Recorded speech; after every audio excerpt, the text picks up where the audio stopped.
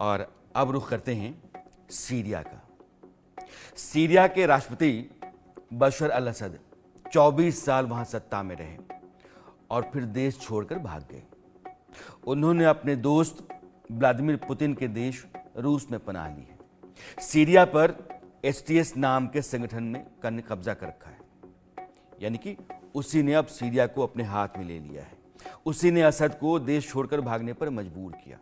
उसी ने वहां के प्रधानमंत्री को कहा है कि आप अभी फिलहाल सरकार चलाते रहिए जब तक हम कोई वैकल्पिक इंतजाम नहीं कर लेते हैं। तो उस संगठन का जो नेता है जुलानी, रातों रात दुनिया भर में चर्चा में आ गया। तख्ता पलट असद का हुआ, बेदखल एचटीएस ने किया, लेकिन वहां हारा कौन है जानते हैं कौन?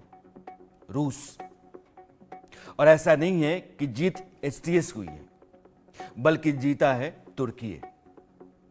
अब ये कैसे, ये मैं आपको समझाता हूं। दुनिया के तमाम हिस्सों में जो तख्ता पलट होते हैं, सरकारें बदली जाती हैं, सरकारों के ऊपर जो खतरे होते हैं या दुष्प्रचार होता है, ये सिर्फ इसलिए नहीं होता है कि उनकी कोई वाजिब वजह होती है, इसलिए भी होता है क्योंकि किसी भी बड़े मुल्क का वहाँ वेस्टेड इंटरेस्ट होता है और वो वहाँ की सत्ता को हटा करके अपने हित को साधना चाहते हैं या चाहती हैं सरकारें।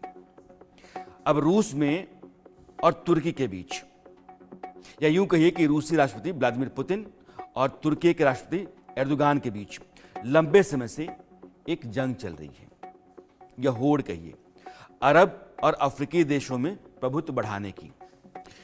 ये एर्दोगान टर्की के प्रेसिडेंट बशर अल असद, जो भाग करके अपने मित्र व्लादिमीर पुतिन के यहां गए, और एर्दोगान ने चोरी चुपके बहुत आसानी से यह ऑपरेशन पूरा कर लिया।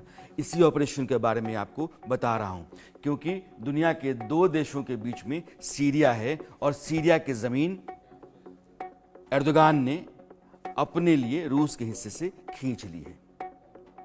एर्दोगान दरअसल पश्चिम एशिया से लेकर के अफ्रीका तक हथियार से लेकर पैसे देकर के अपना प्रभाव बढ़ा रहे हैं।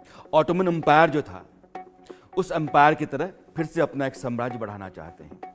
तुर्की ने अफ्रीका के कई देशों को किलर ड्रोन दिया है, घातक हथियार दिए हैं, और अफ्रीका में एक देश है सोमालिया, वहां उसने अपना नौसैनिक अड्डा भी बनाया है, या यूं कहिए कि बना रहा है। दूसरी तरफ पुतिन है, यानी कि रूस।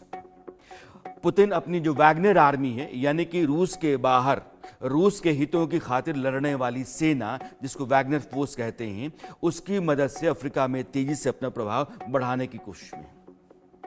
रूस और तुर्की दोनों की मंशा, ये नक्शा देखते रहिएगा, ये टर्की पड़ोसी देश सीरिया का, और यहां से आगे जाते हैं आप तो अफ्रीकन कंट्रीज शुरू हो जाती हैं। तो दोनों की मंशा जो है वो ये है कि अफ्रीका के भीतर फ्रांस और दूसरे पश्चिमी जो देश हैं उनके प्रभाव को खत्म किया जाए और अपना वर्चस्व बढ़ाया जाए, बनाया जाए।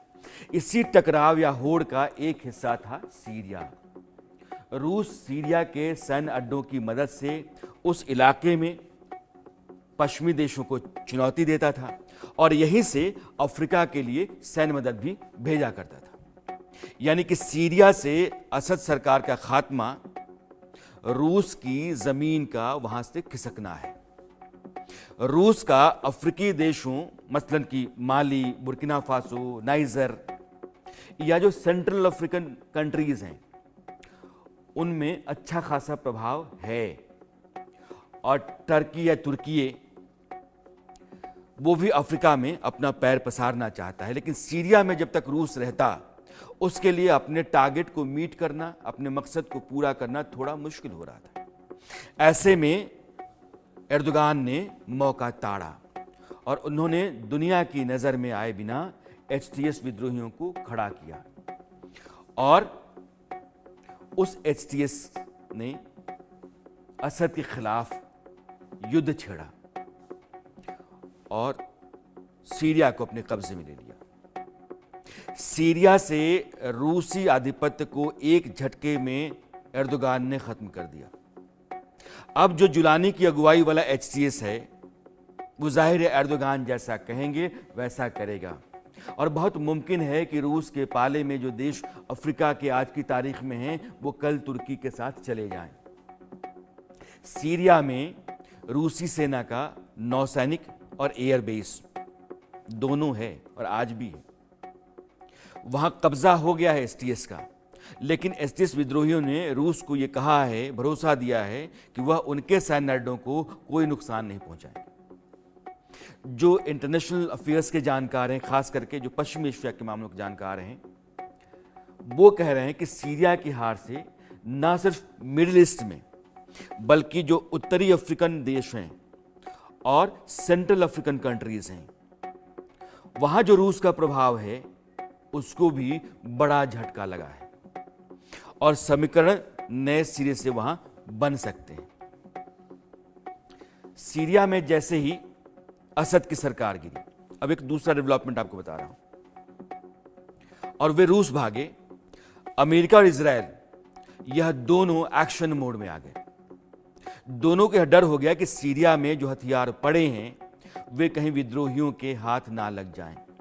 इसलिए अमेरिका की जो एयरफोर्स है उसके बॉम्बर्स ने इजराइल के साथ मिलकर के सीरिया में जो सैन्य ठिकाने हैं उन पर और केमिकल वेपन्स की जो फैक्ट्रीज हैं उनके ऊपर जोरदार बॉम्बिंग की, एयर स्ट्राइक किया और उन्हें तबाह कर दिया। ये तस्वीरें जो आप देख रहे हैं वो उसी की हैं। और यह जो तबाही हुई है उसमें खालखला एयरबेस भी शामिल है और एक दूसरा सैन्य अड्डा भी। इन हमलों में सीरियाई सेना के मिलिट्री इंटेलिजेंस ऑफिस को भी बहुत नुकसान पहुंचा।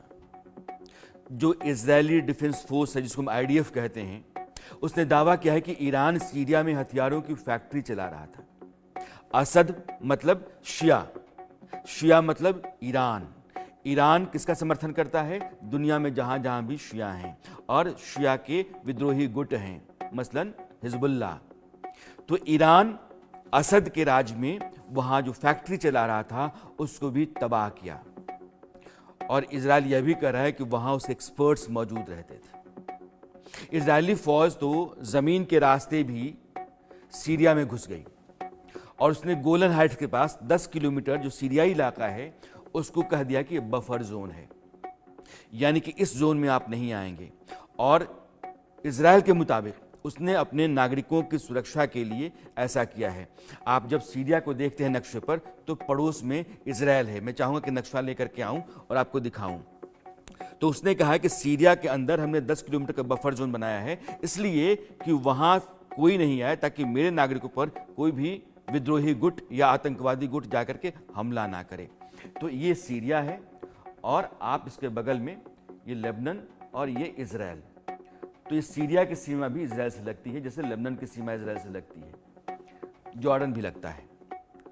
तो सीरिया से ना आ पाए इसलिए उसने बफर जोन खड़ा कर दिया है और उसने कहा है कि यह टेम्पररी है, जब भी हालात उसको भरोसे के लगेंगे तब वह इस जोन को खत्म कर देगा। अब यह मानिए कि 1974 में सीरिया और इजराइल के बीच में जो संधि हुई थी, उस संधि के बाद यानी लगभग 40 साल के बाद इजरायली फौज सीरिया के भीतर दाखिल हुई और गोलन हाइट्स के पास उसने बफर जोन तैयार किया है। यह स्थिति सीरिया की है। अब एक छोटी सी खबर पाकिस्तान की बता देता हूं।